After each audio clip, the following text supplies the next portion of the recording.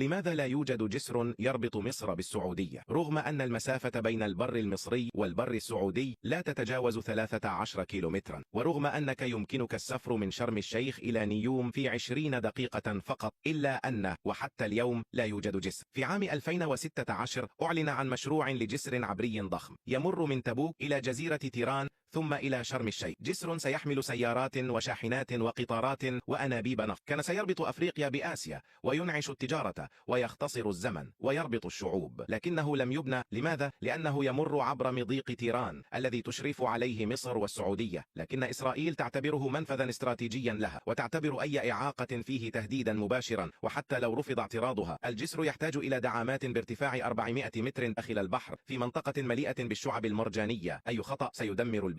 وهكذا توقف المشروع، لا بسبب العجز المالي ولا بسبب ضعف الهندسة، بل لأن الموقع بحد ذاته أكبر من مجرد جسر.